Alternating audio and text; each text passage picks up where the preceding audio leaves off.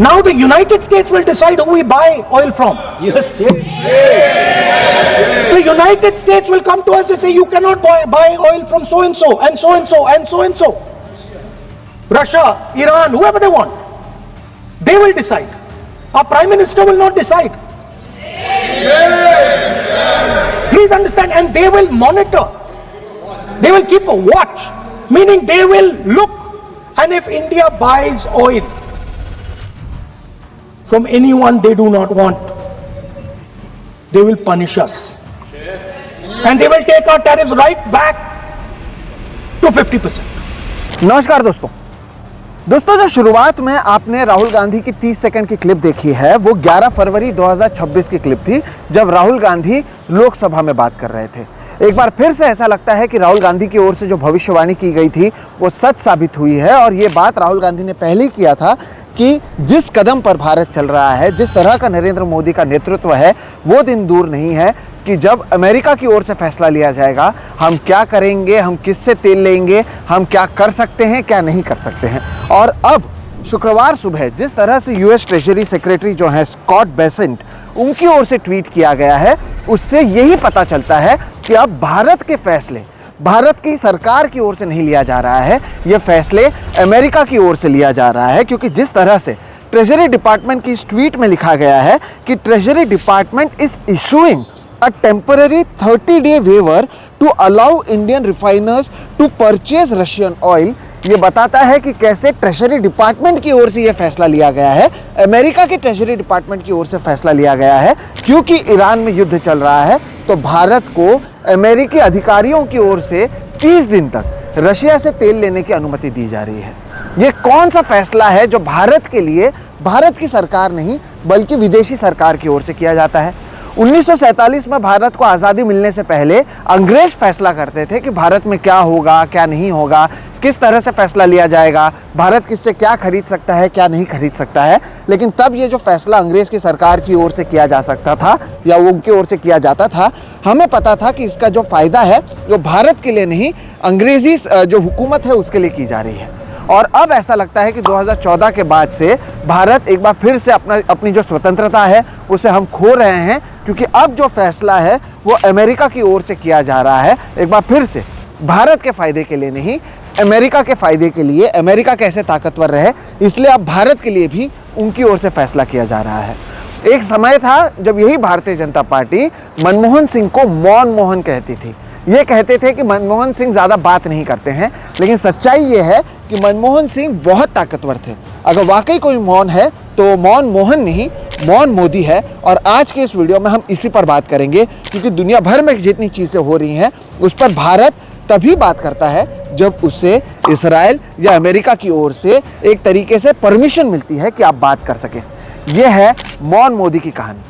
नमस्कार दोस्तों, मेरा नाम है सोहित मिश्रा और आप सभी का एक नए एपिसोड में बहुत बहुत स्वागत है। अगर आपने अभी मेरे इस चैनल सोहित मिश्रा ऑफिशियल को सब्सक्राइब नहीं किया है तो ज़रूर कर लें।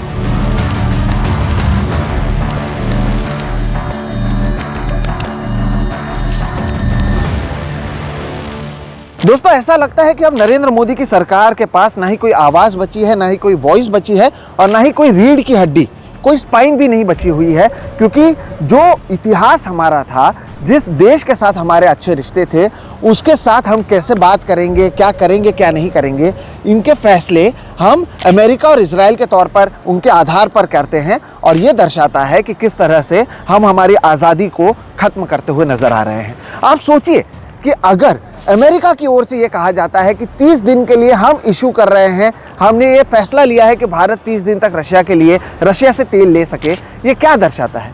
क्या वाकई हम विश्वगुरु हैं? आप विश्वगुरु बनने चले थे, लेकिन ऐसा लगता है कि आप विश्व चेला बन चुके हैं। क्योंकि आपके जो गुरु तय करते हैं आप उसी को फॉलो करते हैं। ये वाकई पहले वाला भारत तो नहीं रहा है, ये बात मैं आपको बता सकता हूँ। और इसके कई उदाहरण मैंने इससे पहले भी दिए थे। ईरान में जब से ये युद्ध की शुरुआत हुई है और खामेनी की मौत के एक हफ्ते बाद अगर भारत उस कॉन्डोलेंस बुक में साइन करने के लिए एक हफ्ते से ज़्यादा समय लग गया और इस बात को नोट करने के लिए एक हफ्ते से ज़्यादा समय लग गया कि खामेनी की मौत हुई है, जिसका भारत को भी दुख है, ये दर्शाता है कि किस तरह से हम हमारे जो इतिहास है उसे तो भूलते नजर आ रहे हैं, हमारी ताकत भी कमज़ोर होती हुई नजर आ रही है, क्योंकि जब तक अमेरिका या फिर इजराइल की ओर से कुछ नहीं कहा जाता है, भारत कुछ नहीं करता है। अब एक हफ्ते बाद हमने इस डेथ को एक तरीके से रिकॉग्नाइज किया है और जो कॉन्डोलेंस बुक है उसमें भारत की ओर से साइन किया गया है एक हफ्ते बाद। सोचिए, तेल पर हम कुछ नहीं कहते, खामेनेई के मौत पर हम कुछ नहीं कहते हैं, और कैसे चलेगा ये? कौन सा भारत में हम बात करते हैं? ये कौन से मोदी सरकार है जो मौन हो चुकी है? अब शुरुआत में आपको मैंने राहुल गांधी की एक क्लिप दिखाई और बताया कि कैसे राहुल गांधी ने पहले ही उन्होंने भविष्यवाणी कर दी थी। अब जब मैंने राहुल गांधी की आपको क्लिप दिखाई है तो एक क्लिप मुझे आपको नरेंद्र मोदी की भी दिखानी चाहिए। नरेंद्र मोदी के पहले इस क्लिप को आप देखिए, फिर हम बात करते हैं। इंडियन नेवी भारतीय महासागर की गार्डियन की तरह तैनात है साथियों। आप ये काम कर रहे हैं। ये जो आपने नरेंद्र मोदी की क्लिप देखी है दोस्तों, वो 20 अक्टूबर 2025 की थी, जब आईएनएस विक्रांत में नेवी के यूनिफॉर्म में बात करते हुए नरेंद्र मोदी बता रहे थे कि कैसे इंडियन नेवी इंडियन ओशियन की गार्डियन है, यानी इंडियन ओशियन में अगर कुछ होता है तो उसकी गार्डियन हमारी नेवी है। ये बात खुद नरेंद्र मोदी ने कही थी।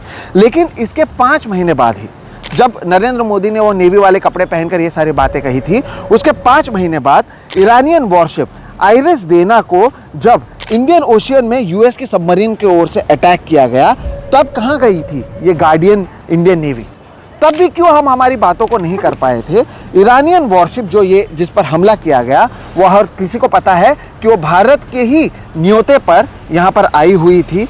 अपने देश ईरान से कई सैकड़ों मील दूर पर यह मौजूद थी।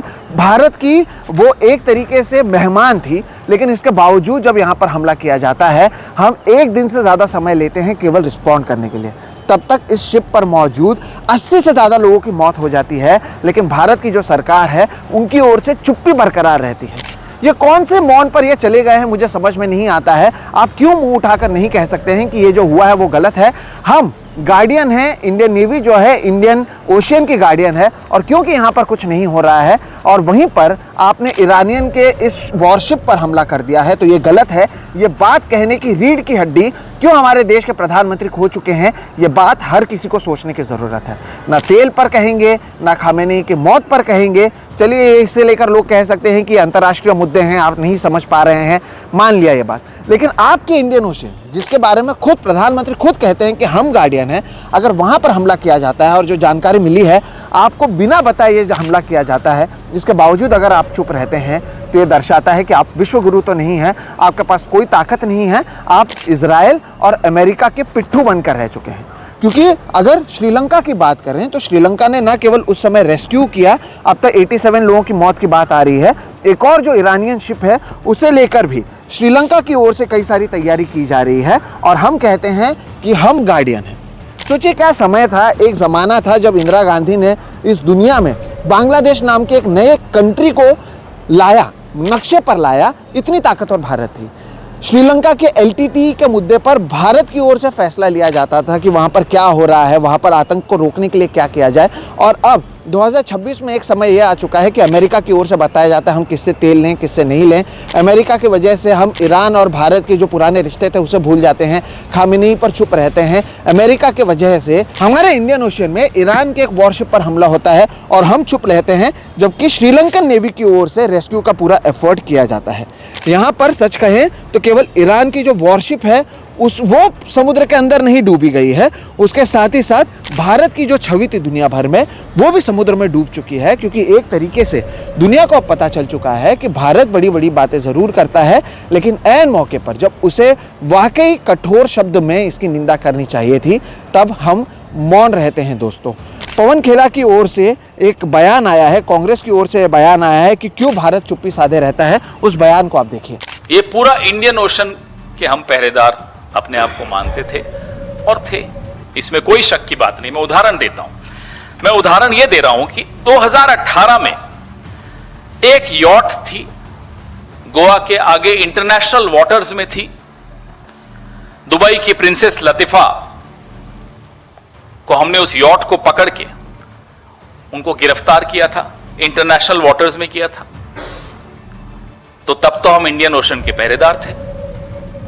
अब हमारा मेहमान, मैंने शुरू में अतिथि देवो भव कहा था ना, हमारा मेहमान एक ऐसी एक्सरसाइज में हमारे निमंत्रण पर भारत आया, ईरान का ये वेसल।